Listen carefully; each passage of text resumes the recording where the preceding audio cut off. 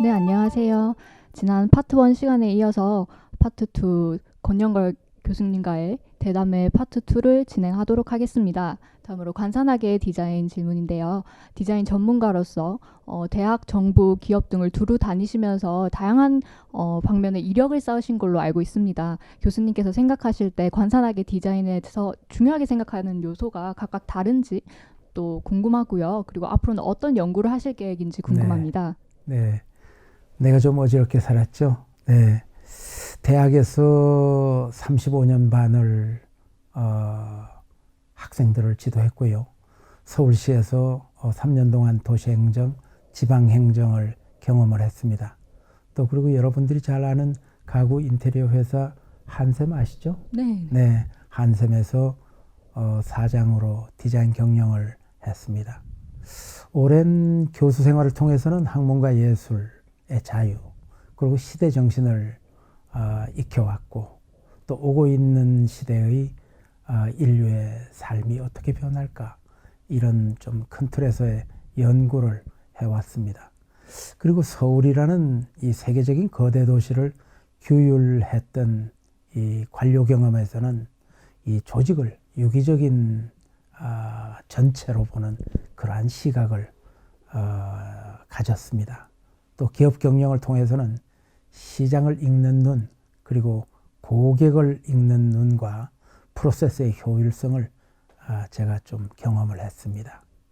근데 이 세 가지 영역이 매우 다릅니다. 그래서 이 굉장히 다른 경험을 했는데, 대학은 뭐 연구하는 곳이죠. 대학은 다시 말해서 지식의 생산, 그리고 방법론의 개발이 이루어지는 곳이 대학입니다. 그래서 대학에서 연구를 통해서 생산된 지식이 이제 이 도시로도 가고 기업으로도 가고 그렇게 되죠. 도시 기업도 뭐 연구를 하긴 합니다. 기업도 R&D 예산을 일으켜서 이 디자인 R&D를 하기는 하지만, 대학은 규범적인 연구를 하는 것이고 기업은 실용적인 연구를 하는 것이죠. 도시, 지방정부와 기업은 지식과 방법론의 적용이 이제 대학으로부터 받아서 이루어지는 것인데, 근데 다른 점은 이 도시라는 것은 굉장히 공공성이 최우선되는 것이죠. 이 기업도 공익을 강조하지만 본질적으로는 이익, 성장 이런 것이 최우선 가치가 되는 조직이죠. 그죠? 그래서 이 공공성을 최우선 가치로 두는 도시행정, 거기서는 디자인의 대상이 이 대개 불특정 다수이고 불특정 공중이기 때문에 이 평균적인 시민들을 대상으로 공공성을 생각하는 것이죠. 근데 기업은 디자인 대상이 일반적으로 타겟 마켓, 이 표적 시장이라고 그러죠. 표적 시장에 맞추어 가지고 그들의 선호에 맞추어서 상품을 개발하고 하는 것이 기업이죠. 근데 뭐 이 세 곳이 전혀 다른 특성을 가지고 있는데, 가장 전투적이고 가장 역동적인 곳은 역시 기업이라는 생각이 들어요. 뭐 기업은 이게 군대 용어인데 졸면 죽는다 그런 곳이에요. 기업은 이 중요한 이 결정을 몇 번 반복해서 잘못하면 기업 망합니다. 그리고 경쟁사하고의 늘 전쟁 상태에 있으니까 가장 치열한 곳이 이 기업이죠. 이 차선 변경을 하면서 많이 이제 다양한 경험을 쌓으면서 인생을 살아왔는데, 그래도 나의 본령은 대학이고 본업은 교육이라고 생각이 돼요. 그래서 이제는 그간의 여러 경험들을 바탕으로 해서 이 4차 산업혁명 시대에 맞는 교육을 정립을 하고, 시대를 이끌어갈 예술, 그리고 미술, 그리고 디자인 교육의 새로운 모형을 만들 생각입니다. 예, 도시행정, 뭐 기업경영도 다 그렇지만 인간을 향상시키는 뭐 교육이야말로 융합과학이고 종합예술이라고 생각이 됩니다. 예. 앞으로의 또 네. 이제 연구가 되게 기대가 많이 네, 되네요. 네. 이제는 뭐 나이도 많이 먹고 이제는 이제 내 인생의 종합 정리를 해야 되기 때문에 그동안에 겪었던 숱한 경험을 가지고 오고 있는 시대가 이 격변의 시대 아닙니까? 네. 이 격변의 시대에 맞는 디자인 교육 모형을 정립하는 것이 향후의 목표입니다. 예. 네, 감사합니다. 네. 저는 그러면은 이제 이전에 진행하셨던 프로젝트에 대한 질문을 네. 조금 드리고 싶은데요. 디자인 서울 프로젝트라고 이제 교수님에 대한 자료 조사를 하면서 이제 알게 된 프로젝트인데요. 디자인 서울이라고 하고 디자인의 역할이 확장되어서 디자인으로 사회를 변화시킬 수 있다는 그런 생각이 되게 놀랐습니다. 처음에 네. 제가 발견을 했을 때 이런 활동들이 외국인이 서울을 방문했을 때 서울만의 도시 이미지를 전달하는데 되게 용이한 프로젝트인 것 같고 네, 그렇죠. 그러면 디자인 서울 프로젝트를 진행하면서 서울에 어떤 지역성을 부각시키고 싶으셨는지 되게 궁금하고요. 또 디자인 부산 프로젝트가 만약에 진행된다면 부산에 어떤 점이 부각될 수 있을지 또 어떻게 생각하시는지 네. 여쭙고 싶습니다. 네, 네. 이 퇴임하고 나서 내가 이렇게 한번 세어봤더니 200여 개 프로젝트를 주도했더라고요. 정말요? 그래서 뭐 긴 시간은 아닌데 의욕에 넘쳐가지고 링거를 꽂고 일을 했어요, 내가.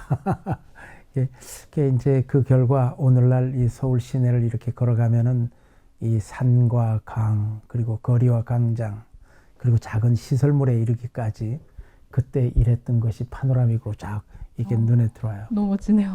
네. 근데 그때 했던 큰 프로젝트는 한강 르네상스 그리고 또 이 남산 르네상스 그리고 거리 르네상스 이 세 가지가 그 중에서 가장 큰 프로젝트였는데 이 사람들이 묻습니다. 그 중에 어떤 것이 제일 의미 있었다고 생각하느냐는 질문을 가끔 받는데 네. 내가 늘 답변하는 게 어떤 거냐면은 가장 의미 있다고 생각하는 것은 내가 이 디자인 가이드라인을 만들고 나온 것을 가장 의미 있다고 생각해요. 디자인 가이드라인을 이 공공공간, 공공건축물, 공공시설물, 공공시각매체, 5개 광고물 이 다섯 개 카테고리에서 도시 디자인 펀더멘탈을 정립한 거죠. 이 서울이 사실 굉장히 이제 난잡했습니다. 서울이요. 그래서 그 원칙과 표준이 있는 도시로 가는 기초를 세워놓은 것이 내가 가장 보람 있게 생각하는 공공 디자인 프로젝트인데요. 오늘날도 그 뭐 법전을 만드는 것처럼 이걸 만들면은 그대로 진행이 되니까 오늘날 시장이 바뀌었음에도 나하고 같이 일하던 오세훈 시장님이 이번에 뭐 시장으로 당선되셨습니다만 시장이 바뀌어도 그대로 적용되는 이 디자인 가이드라인이 가장 중요했다고 이제 생각하는 거죠. 그래서 그렇게 진행을 한 결과 서울이 타임즈하고 뉴스위크지에 나오고 뉴스위크지는 아주 표지로 나왔어요. 그렇게 되고 세계 디자인 수도 월드 디자인 캐피탈 그게 이제 서울시가 선정이 됐어요. 그만큼 비록 짧은 기간이었지만 서울이라는 이 거대 도시 서울을 세계적 메갈로폴리스입니다. 이게 10대 거대 도시에 들어가는 이 도시인데 이 도시를 세계 디자인 수도로 만들었다는 거에 큰 자부심을 갖고 있어요. 그리고 조금 아까 질문이 디자인 서울의 경험이 그렇게 있었다면 디자인 부산 얘기 좀 하라고 그러는 게 질문인 것 같은데 네. 나는 이 부산이라는 도시가 21세기 한국의 이 최고의 도시라고 나는 생각을 해요. 내가 이게 부산한테 잘 보이려고 하는 얘기가 아니에요. 내가 이 정말로 아닌데 그건 뭐냐면은 이 20세기는 내륙 도시들이 이 득세하던 시대예요. 네. 내륙의 도시들이. 그런데 지난 20세기 후반에서 이 새로운 밀레니엄의 문지방으로 넘어오는 21세기로 오면서 전부 해양 도시가 세력을 갖기 시작해요. 바다에 면한 도시가. 그건 뭐냐면은 이 대륙의 시대에서 해양의 시대로 바뀌었다는 겁니다. 그 21세기는 이런 내륙 도시였는데 이제는 해양 도시로 옮겨가고 있다 이거죠. 서울과 세종시는 내륙에 갇혀 있죠. 그죠?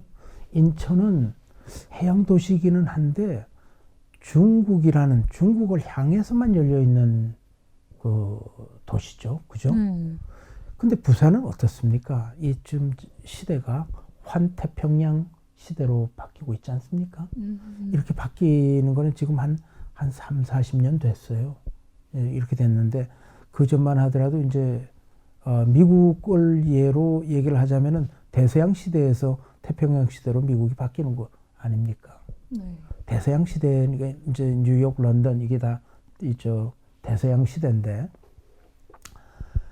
뉴욕이 지금 160년에서 한 200년 그 전에 이제 뉴 암스테르담이던 이 도시가 뉴욕으로 이제 바뀌면서 최초로 기업하기 좋은 도시로 설계된 도시예요. 그리고 20세기 100년 동안 세계 모든 도시들이 모본으로 생각한 도시가 뉴욕이에요. 그래서 뉴욕 닮으려고 모두가 난리를 치겠지. 근데 이 미국이 얼마나 무서운 나라이냐 하면은 오고 있는 시대가 태평양 시대라는 것을 이미 반세기 전, 60년 전부터 이미 알고 있었던 겁니다. 그럼 이제 앞으로 시간이 흐를수록 뉴욕은 쇠퇴할 겁니다. 뭐 이런 말을 하면 뉴욕이 쇠퇴한다는 것을 아무도 믿지 않습니다. 그런데 쇠퇴할 겁니다. 그 대신에 로스앤젤레스, 샌프란시스코, 그 다음에 가장 중요한 도시가 있는데 실리콘밸리예요. 실리콘밸리가 이제 이렇게 굉장히 중요한 도시가 될 겁니다. 이건 다시 말해서 환태평양 쪽으로 이 세력이 옮겨가고 있다라는 얘기죠. 이렇게 부산은 글로벌 교육 도시, 국제 경제, 국제 금융 도시, 거기에다가 여가 문화 산업, 이 환대 산업의 도시로 발전해 갈 게 틀림없어요. 인천은 황해 문화권에 국한돼요. 그게 이제 인천도 좋은 도시인데 이 서해 문화권, 황해 문화권의 이 교역 도시가 될 거고, 근데 부산은 이 지정학적으로, 입지적으로 글로벌 교역이 가능하고 국제 금융이 가능하고, 그런 데다가 이런 게 있어요. 이제 본래 철학과 사상은 내륙 도시에서 나옵니다. 그런데 문화와 예술은 해양 도시에서 꽃피워져요.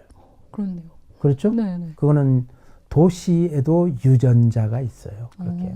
그렇기 때문에 아까 내가 여가 문화 산업이 일어나고 hospitality industry, 환대 산업이 일어나는 곳이 될 것이다 내가 이야기했잖아요. 네. 그게 틀림없이 부산은 국제금융, 국제경제의 도시이자 글로벌 교역의 도시이자 문화예술의 도시로 꼽혀질 겁니다. 틀림없습니다. 이게. 그래서 앞으로 우리나라는 그 부산이라는 관문이 이 최대의 도시로 도약할 것이라고 나는 생각을 하고 있어요. 아까 여가문화 산업 그러면 고로 부산은 디자인 도시로 도약할 가능성하고 잠재력을 다 가지고 있는 도시예요. 이러한 변화 속에서 지역에 특화된 디자인을 발굴해내야 돼요. 동서대학에 지금 여러분들이 이제 디자인 공부를 열심히 하고 있는데, 내가 미국 LA의 UCLA라는 대학에 유학을 갔다 온 게 40년이 넘었습니다.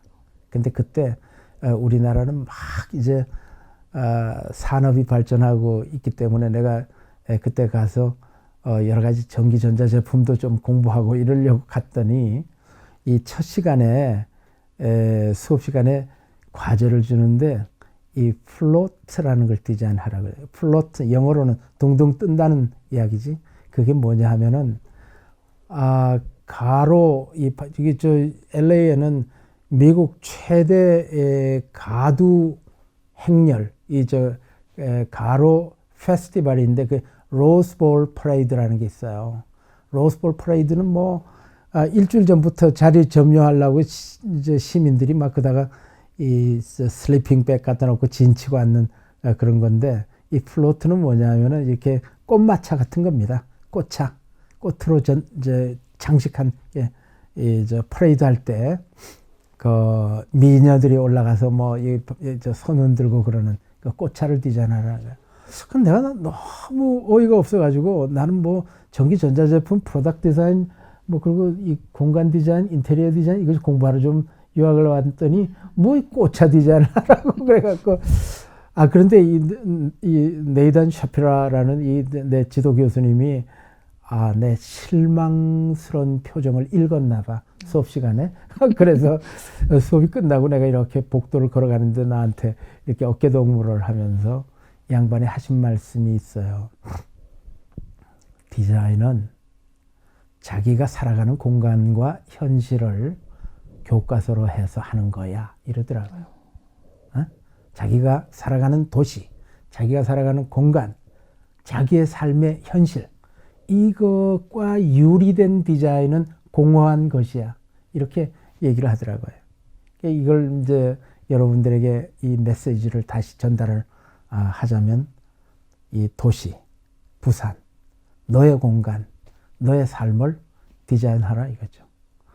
그러니까 이 부산이 어떤 잠재력이 있는 도시라는 것을 알고 부산을 교과서로 해서 여러분들은 공부하면 됩니다. 네. 네, 감사합니다. 네. 앞으로 이제 동서대학교 네. 디자인학부 학생들이 이제 부산 디자인을 위해서 이바지할 것이 되게 기대가 많이 되네요. 그럼요. 말씀을 들으니까. 그럼요. 네. 네. 네, 오늘은 이제 파트 2는 여기까지 하고 다음 파트 3 시간에 뵙겠습니다. 네.